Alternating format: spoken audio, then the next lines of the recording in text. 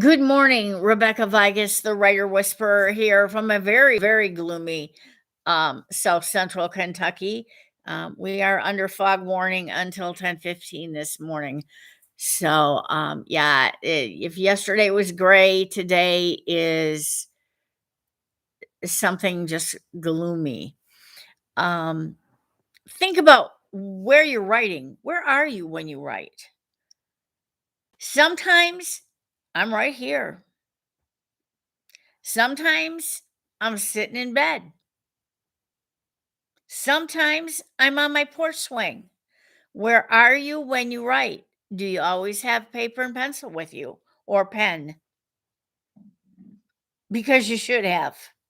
You can pick up those little 3 by 5 notebooks that'll fit in your back pocket, just like a wallet. Ladies, carry them in your purse. You might carry something a little bigger if you have more space. A 5 by 7 journal or notebook. I'm not talking about the full 8 by 11 and a half piece of paper. You don't always have that. You should always have something so that you can write. Driving down the highway, got an idea. Oh, you don't want to lose the idea. Get off the side of the road and write it down. I'm not kidding. Write it down. Write down what you're thinking. I keep a notebook next to my bed. It's not odd for me to wake up in the middle of the night going, I gotta write that down. It's called being a writer. Your mind never really shuts off.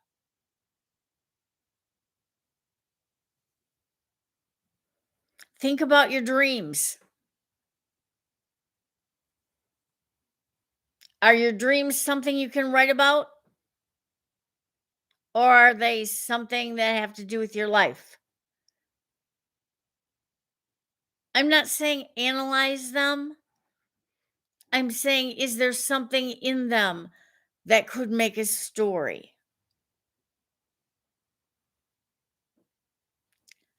Because there's a story in everything. Oh, look, it's brighter already. The sun is breaking through. That's a nice thought. Not seeing much of the sun in the morning these days, not usually until mid afternoon. So tell me, where do you write? When do you write? Why do you write? Why do you want to be a writer? It's truly not the easiest profession to get into. It's not easy to break a top 10 or a top 100 list anywhere. Amazon, USA Today, New York Times. It's not easy. Not everyone can do it. It's not easy to get your book made into a film. Nope. It's more than difficult. Way more than difficult.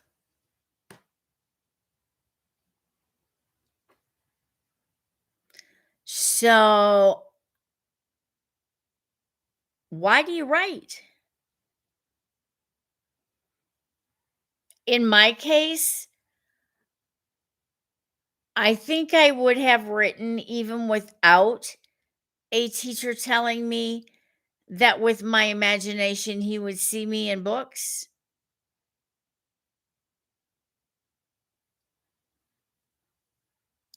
Because I spent a lot of time on another plane, if that makes sense. We had windows in the school that I went to along the side of the building, right? We could look out the windows. And I can remember looking out the windows and seeing a whole nother world. Not just the playground, not just the teacher's parking lot,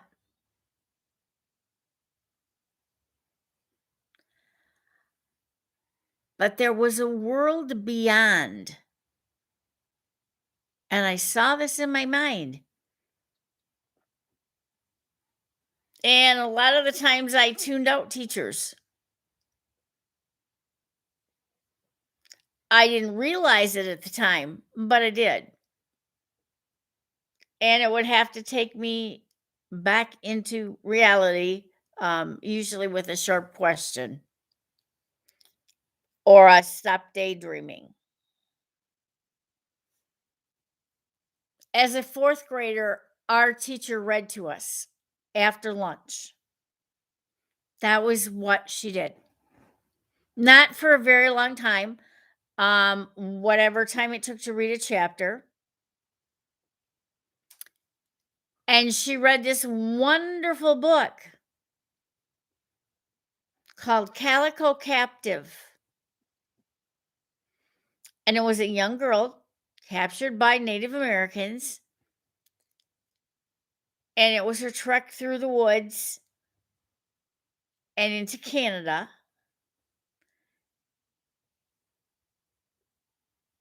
And I could picture as she's reading this, I pictured this happening in my mind. I could see this young girl struggling in my mind.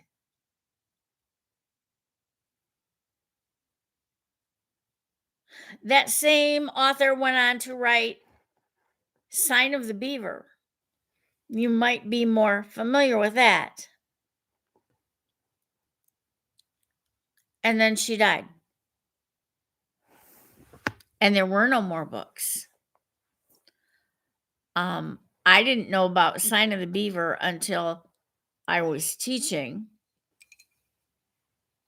but I knew about Calico Captive. Frances, somebody wrote them. I'd have to look her up because I don't remember her name. I remember the book. And it was so vivid. I truly remember it.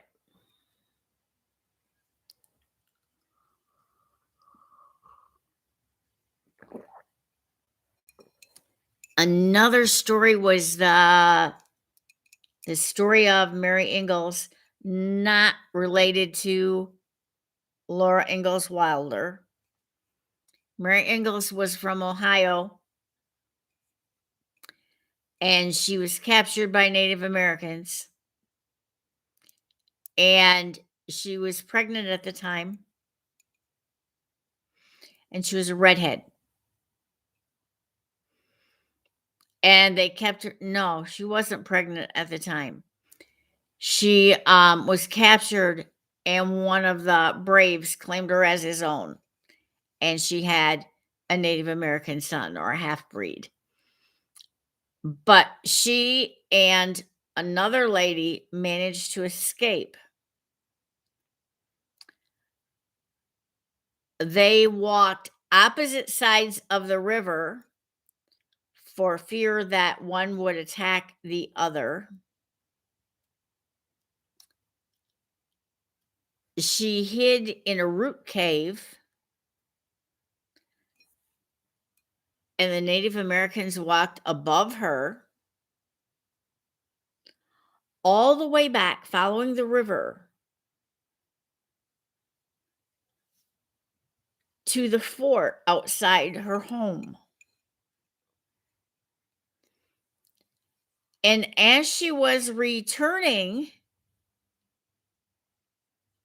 people didn't recognize her at first because her beautiful red hair turned white. But as she ate grubs,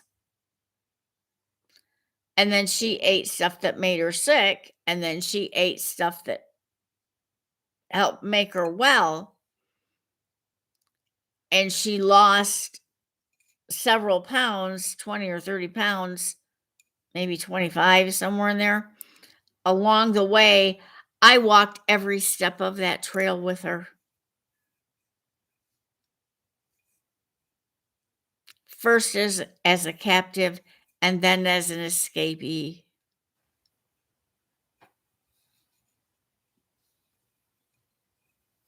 She was from Ohio, I know that. The book was given to me, by Grandma Jackson, who was the mother of my great aunt by marriage. I returned the book to Grandma because it had to do with someone in her family, and she wanted her grandchildren to have it. And that's fine. I had read it, I had cried through it, I had walked through it. That's the kind of book you wanna write. A book that years later, you can remember what happened, you can remember how you felt as you read about this character. Those are the characters that last and become classic literature. Those are the characters you want to read about. Um, I don't write what my friends refer to as lust in the dust novels or racy romances. Those aren't lasting books. They're a fun read. Occasionally, I will pick one up. Rarely, but occasionally I pick one up. Um, because I read all kinds of things. I read mystery, thriller, suspense. I read John Gilstrap, and I sit on the edge of my seat all the way through his book. And the last one I read, Crimson Phoenix, he introduced a new character. I emailed John after I read the book, and I said, "Please tell me there is a sequel."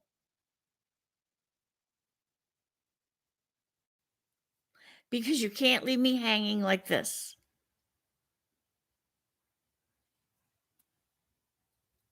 There is a sequel.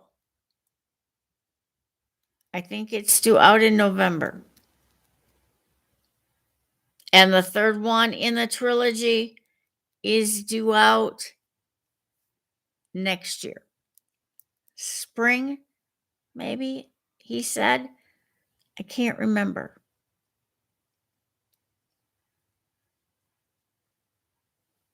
I also read William Kent Kruger. If you do not know him, start with Iron River. You will learn more about the Thousand Islands and the lake country of, I want to say, Minnesota, and the Anishinaabe Indian tribe. Ojibwe to you who are not well versed in Native American tribes. And what it's like to be a half breed and a sheriff, and to have to keep peace not only on tribal lands, but in the rest of the county.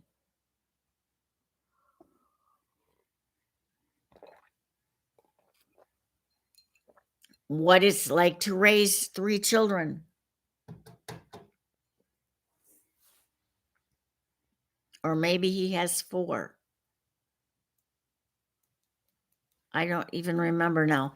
It's been a while since I've read one of his.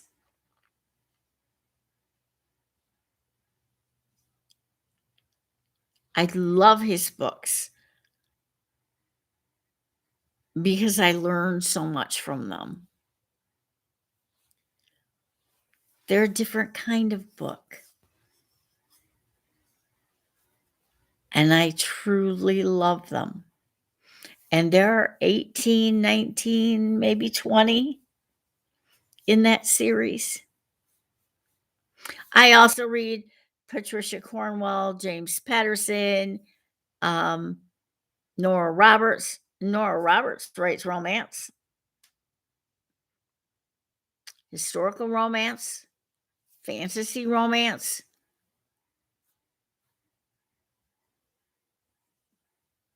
It's there, it's all there.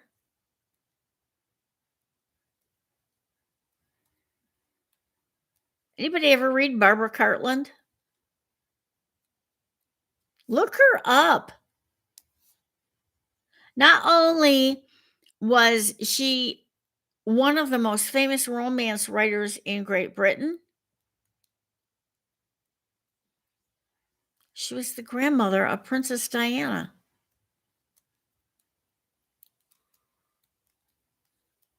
She and the Queen were friends.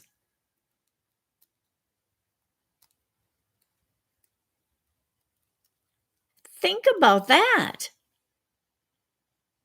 Not just any old writer,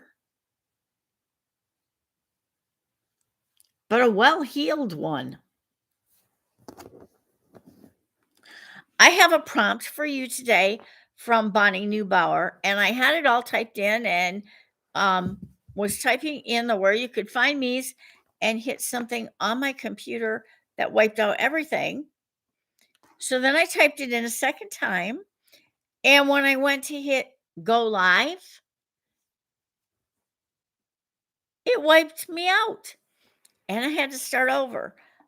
So today is really not my day for getting things in. But Bonnie talks about building blocks. You build suspension, sus- you build tension into your novels. You build suspense into your novels. Even in a romance novel, there's suspense. Oh, yes. Doesn't have to do with murder and mayhem. There's the tension as to which of the 2 guys is she gonna pick? Oh, yeah, because there's usually 2 guys vying for a female.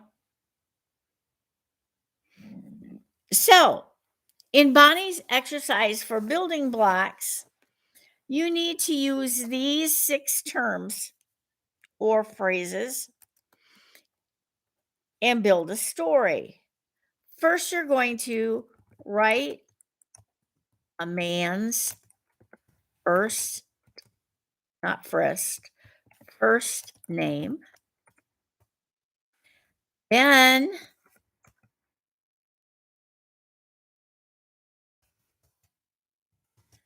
another man's first name.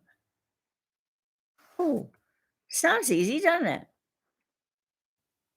Next, you're going to write an age. How old are your men? Then you want the name of a body of water. Pick any body of water, a river, a lake, an ocean, a sea. You pick it. And finally, a last name. And I missed one, setting. You got 2 men, They're of a certain age. There's somewhere something has to do with a body of water. I'm guessing they share a last name. Where are they? Now that you've got all that going around in your head, start your story with the last time I.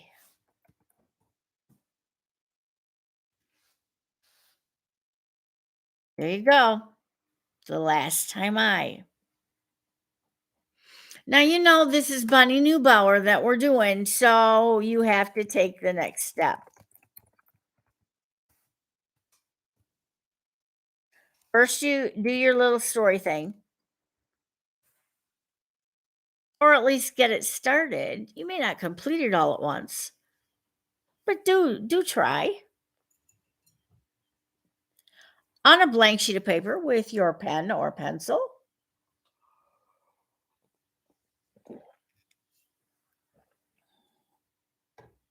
or colored pen or pencil.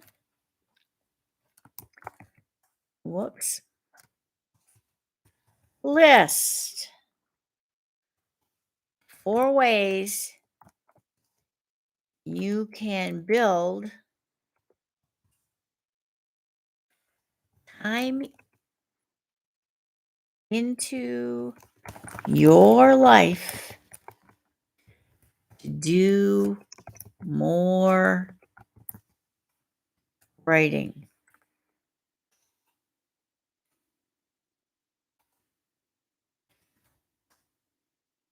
Perhaps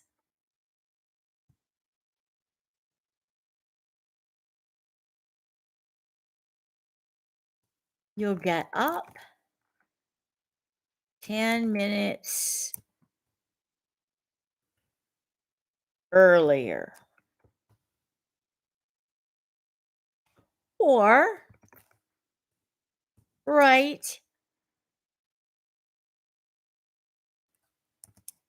in line at the supermarket.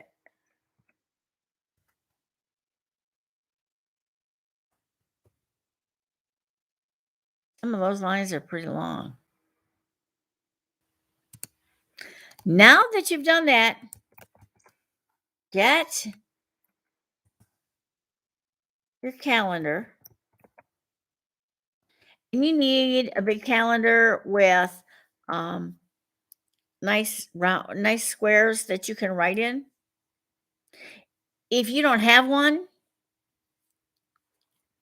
print one off the computer. There are free calendars, and you can fill in the dates and times, and you can get them for seasons and all kinds of fun things. Get yourself a day planner. Daytimer makes wonderful ones. I know I have one. I use it all the time. So get your calendar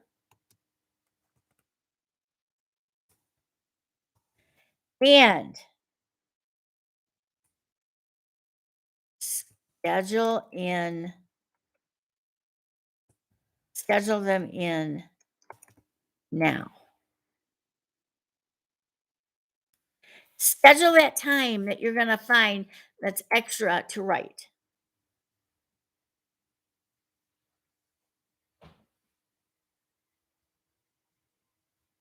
There is time in your day to do it.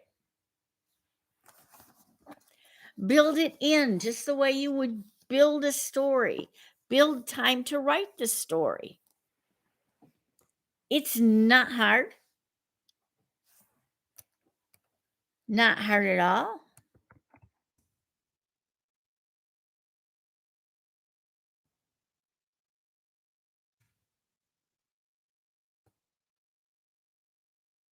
I have a Facebook group called Aspiring Writers. You are welcome to join that. It doesn't cost anything. It's just a group of like minded people who have questions about writing. I am also on Facebook at Rebecca Vigus.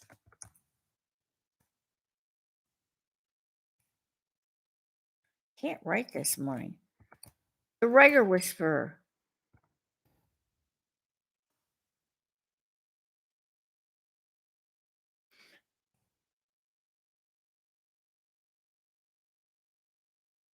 Yes, and there you will find out, not only will you see these videos, you'll see them in both places, but you will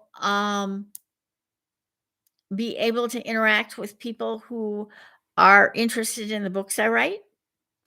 You will find out things like when there might be another book, what the cover might look like. You might get a cover preview first. You might get it in parts when we just have the front cover.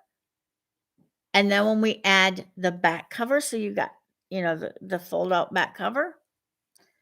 When we actually have the back of the book blurb on there about what I'm writing. What else can we have on there? Where I might be doing live signings. I do have one scheduled for Michigan in December. I believe it's the 18th of December from 11 to 4. And I will be at Charlene's Book Nook, which is a used bookstore in Frankenmuth, Michigan. So if you're around there, feel free to drop in. I will be there all day long. That's where you can find me. Also, I have a website, and I will put that on there. It is RebeccaVigus.com. You can find me there. If you have a question you don't want to ask on the air, you don't want it answered on the air, you just need to ask the question, email me, Rebecca Vigus at gmail.com. And you will find all of those in the chat. It's been great chatting with you. We lost the sun again. It's kind of there, but it's really cloudy, which tells me we're getting close to winter. Although winter in this part of Kentucky is maybe a little bit in December, but it's definitely January and February. And by March, we're starting into spring. Spring runs March and April. From May through September, we have summer. If you are looking for beautiful, vivid colors on the changing of the trees, please go north. Please go far north. Check out northern Michigan and the Upper Peninsula. Check out Vermont and New Hampshire, northern New York. I would suspect Connecticut, Massachusetts, Rhode Island, and Maine would be good for color. Wisconsin, Minnesota. Don't check here. We don't get that beautiful color.